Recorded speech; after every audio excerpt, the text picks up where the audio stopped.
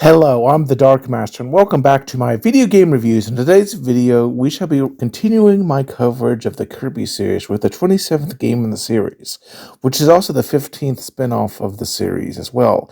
Kirby Fighters Deluxe, or as it's known in the Japanese original, Kirby Fighters Z! This game is notable for being the first digital-only game released in the series for the Nintendo eShop for the 3DS. Is it good or does it deserve to be forgotten? Well, as always, let us start with some developmental history of the game.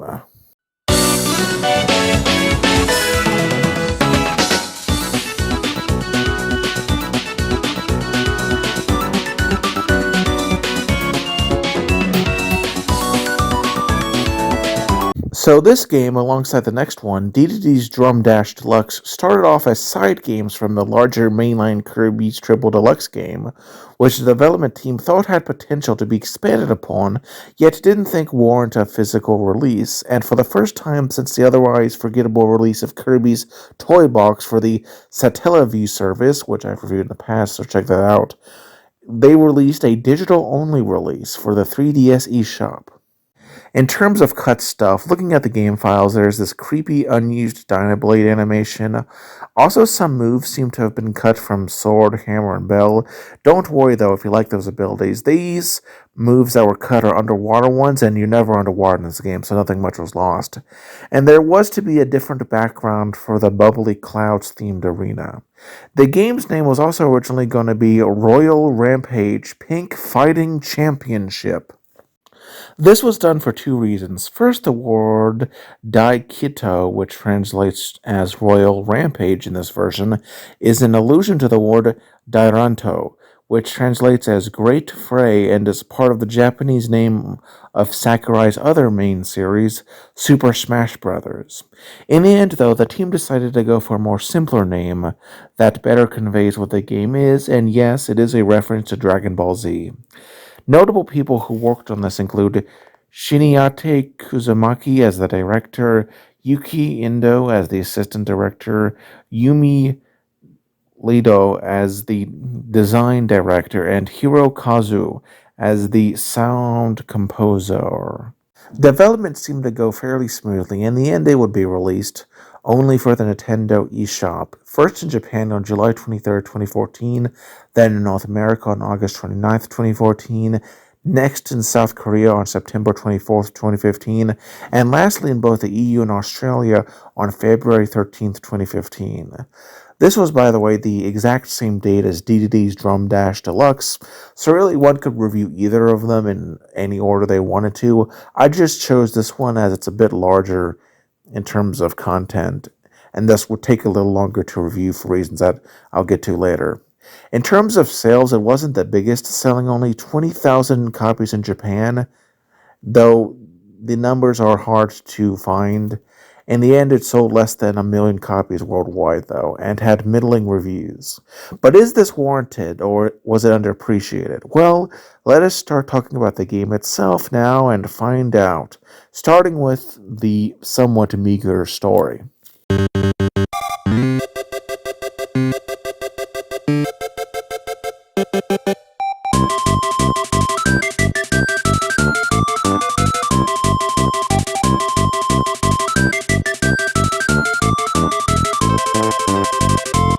Alright, to be honest, the game has no real story. Being effectively a fighting game, it doesn't really need one, to be fair, but there are some neat little lore tidbits worth mentioning to be found in the pause screen flavor text.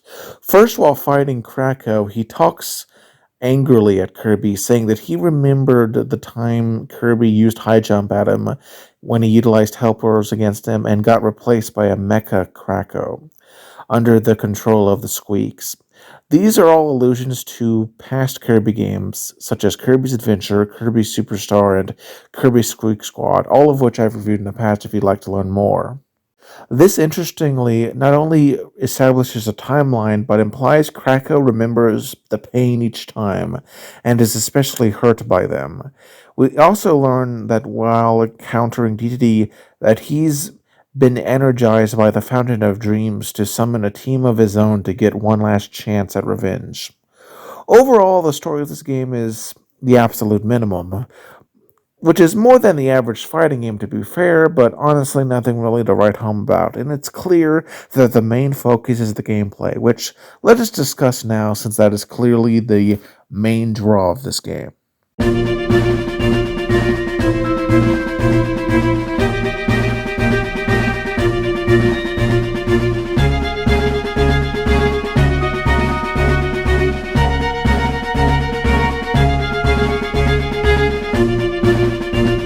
Alright, so on a basic level, the gameplay of this game is based on the Kirby Fighters subgame from Kirby's Triple Deluxe, which I've reviewed in the past, and I suggest you go watch that video for a better explanation of the basics in terms of controls of this subgame. But to briefly recap, you as a player will choose a selected copy ability to beat the stuffing out of your opponents, emptying their health bar, therefore defeating them. All of the copy abilities of Last Time Return Archer, Beam, Bomb, Cutter, Fighter, Hammer, Ninja, Paracel, Sword, and Whip, all of which function as they did before. But now you get two new abilities if you have Street Pass data from Kirby's Triple Deluxe. These are Beetle and Bell, both of which function identically to how they did in Triple Deluxe, but does add some more variety to the options you can choose from. In terms of the arenas, Flower Fields, Castle Lololo, Coos Forest, DDD Arena, Factory Tour, and Bubbly Clouds all function like they did before, but now there are 6 entirely new ones, which have more stuff to talk about them. First up is Springy Handland, which is a stage inspired by the third stage of World 2 Lollipop Land from Triple Deluxe. It has these springy hands that will occasionally shoot out and try and hit Kirby, and you gotta dodge them. Dynablade's Nest is the smallest arena, and you'll have to deal with attacks from Dynablade.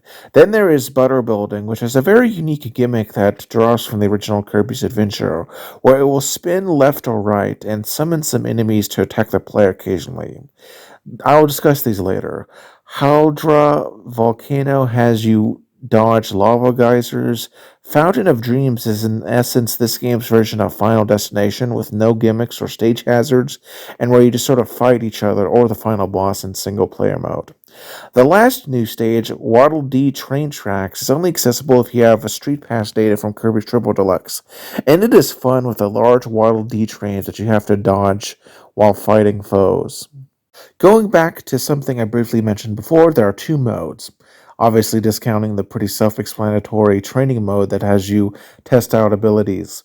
First is multiplayer, which is the same as last time and pretty self explanatory. You and up to 3 friends using either local or download play, pick a copy ability, and then, beat the stuffing out of each other.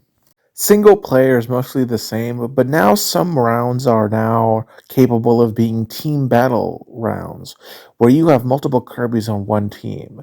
It also has a mini boss and a new end boss instead of Shadow Kirby, but we'll talk about that later.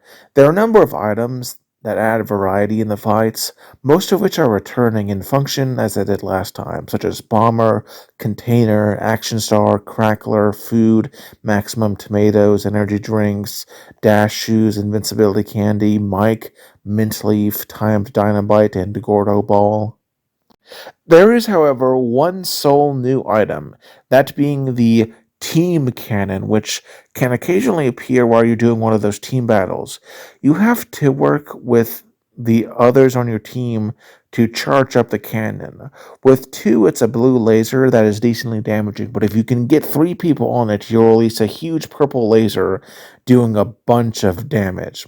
Overall, this game's gameplay is pretty good. Sure, some would say it only has minimal additions to the base side game, but I don't think that really means much when the gameplay itself is just amazing. It's honestly really fun to play with your friends and beat the snot out of each other using your favorite copy ability. I just wish maybe they had added more copy abilities. Maybe they could have fit all of them in. But now let's go on to the presentation and see how that is aged, starting with the most obvious half of the presentation, the graphics.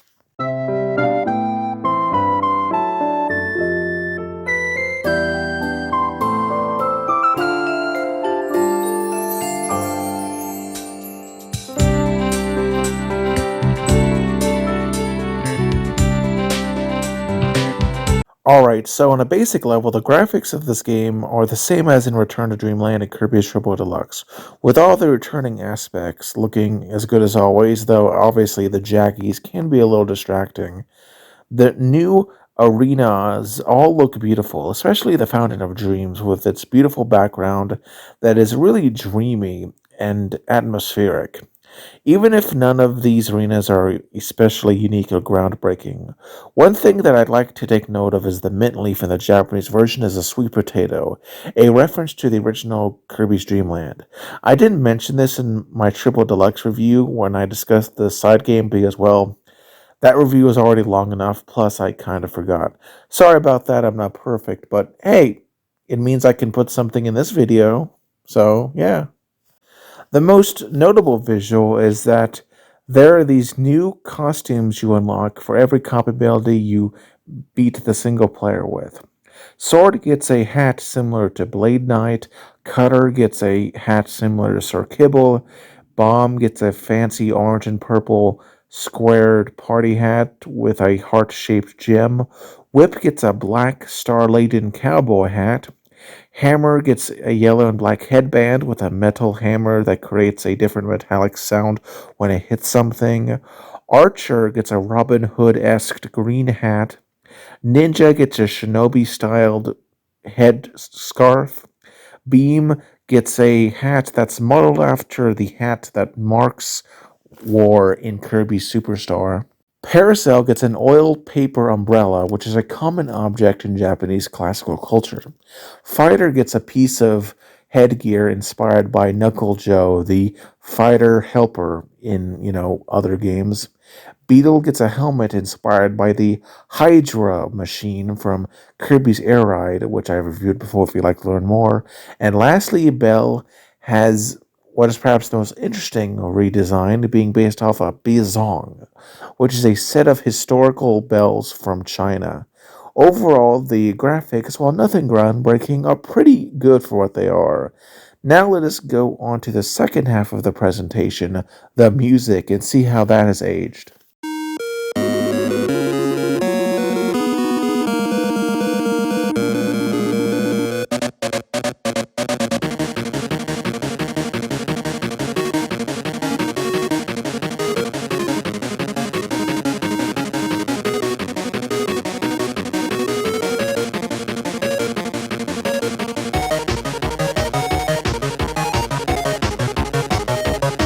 Alright, so in terms of music, it's all returning, except for one. Flowerland stage uses Kirby's Return to Dreamland rendition of Green Greens. The Castle Lololo stage has the original version of Castle Lololo's theme from Kirby's Dreamland. The Butter Building Arena sees us hear the Butter Building theme with a slightly shortened intro. Koo's theme returns from Koo's Forest Arena. The Springy Hand Land stage plays the theme Spring Smash Factory from Triple Deluxe. Floral Fields plays the Floral Fields theme from Kirby's Triple Deluxe as well. The theme heard in the Bubbly Cloud stage with Krako is the Triple Deluxe remix of the Kirby Superstar regular boss theme. That sounds pretty energetic. Dynablade's Nest plays the theme from Dynablade City Trial in Kirby's Air Ride. The Factory Tour Arena plays Studying the Factory from Kirby 64 The Crystal Shards, and it's very mechanical. The Haldera Volcano Arena has the Haldera Volcano theme from Kirby's Return to Dreamland. The Fountain of Dreams plays the amazing remix of the Fountain of Dreams theme from Kirby's Nightmare Dreamland. This sounds awesome. The title screen theme for this game has remixed versions of the Bouncing Boss battle theme from Kirby's Triple Deluxe, which was basically the main boss theme of that game, and it sounds real good. The final boss has the most music attached to it of anything. In easy to hard mode, the first phase plays the Gourmet Race theme, while the second phase plays the title screen music of this game. On very hard mode, the first phase plays the Fountain of Dreams theme, but the second phase has what is the sole new music track of this game, titled History of DDD. It is an interesting 8-bit theme that contains aspects of numerous DDD themes throughout the series, synthesized into a harmonious single track that honestly is really fitting for a final boss of this game, in that it lines up in a way that it's not entirely original, but still is a great callback to the past, as well as being a solid thing on its own right. Overall, the OST of this game is probably the least original of what I've reviewed so far, but I don't know, it's solid due to the quality of the series' music up to this point, that it can easily take them and lead to an engaging experience. Now let's go on to the foes you shall face on this small adventure.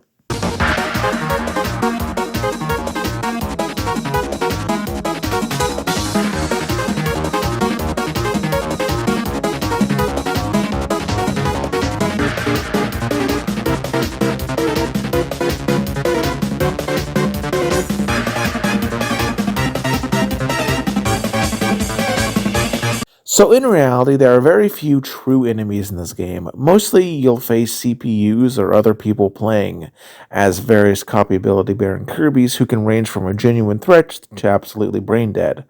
But in reality, excluding stage hazards like Dynablade, Springy Hands, the animal friends that show up in Goose Forest, or in Better Building's case, some adventure enemies can show up as stage obstacles like Laser Balls, Starman, and Bronto Burt. There are really only two real foes.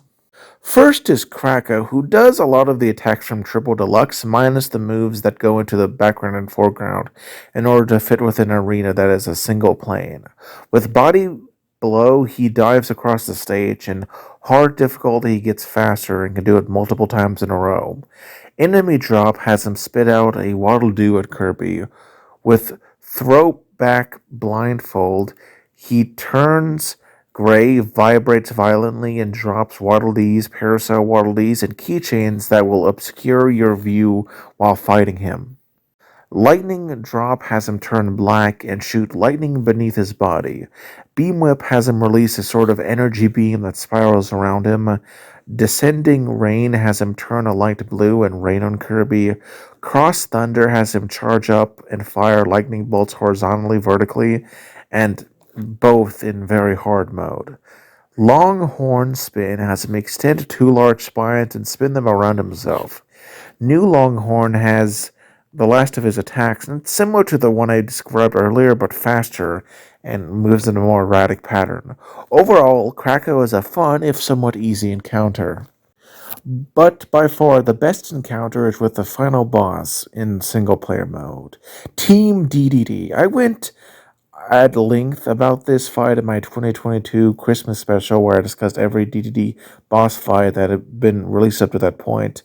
And in essence, the first phase starts with a smaller pink-colored set of DDDs referred to as mini DDDs. These guys are capable of trying to hit Kirby with a hammer or slide. In hard mode, they can then do the power jump, and in super hard mode, they can hover at him as well. They are individually rather weak, usually only taking 1 to 2 hits, but make up for this as you'll be facing up to 61 of the little buggers, depending on the difficulty. After finishing them up, you face King Dedede himself, as he comes with two medium-sized orange-colored combo DDDs that function as slightly tougher mini DDDs taking several hits. After they are dealt with, you see DDD inflate in size through anger and the power of the Star Rod, which he has turned into a hammer. And he basically functions like the fight of Masked DD and Triple Deluxe. He can inhale, spin around, and such. Except now, when he spins around with his hammer in very hard difficulty, he can block your view using keychains, using his technique called Keychains of Glory. Honestly, this fight is perhaps the best part of the game outside of multiplayer. Certainly the most memorable foe due to the large amount of charm it has. The mini DDDs have oversized clothes and rounder features plus smaller hands that sort of make me think of a small child that's cosplaying as DDD, as if they're meant to be as kids or some such thing. Plus, the pause screen in the Japanese version has a reference to Triple Deluxe as DDD forgot that he was the final boss, in the same verbiage that they described for Sectonia forgetting her name. Overall, the foes of this game are negligible, but does end with a bang, admittedly. Now let us discuss the completion requirements and my final thoughts.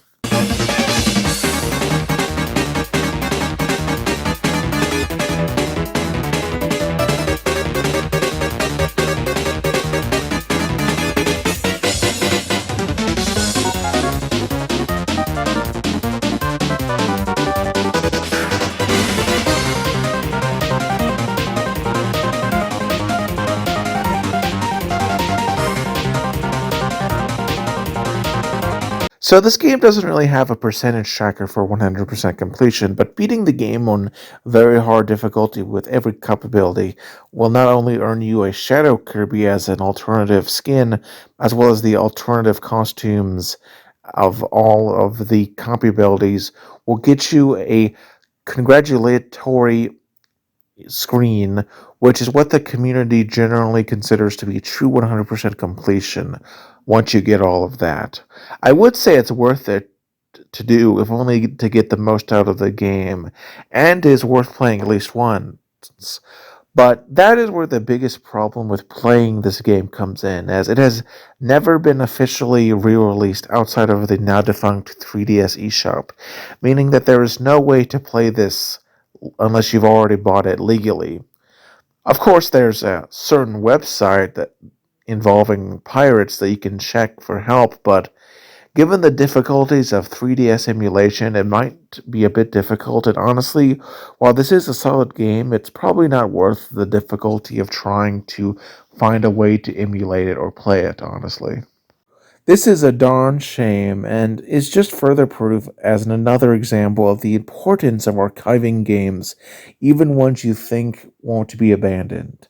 Overall, it's a good experience, but don't feel bad if you missed this one in particular, and don't feel like you have to play it. Though, if you are a hardcore Kirby fan, I definitely think you should go to the effort of trying to find a way to emulate it and play it at least once. Anyway, I'm the Dark Master. If you like this video, you liked it, but if you loved it, consider subscribing and sharing the video out. Take care and have a wonderful day.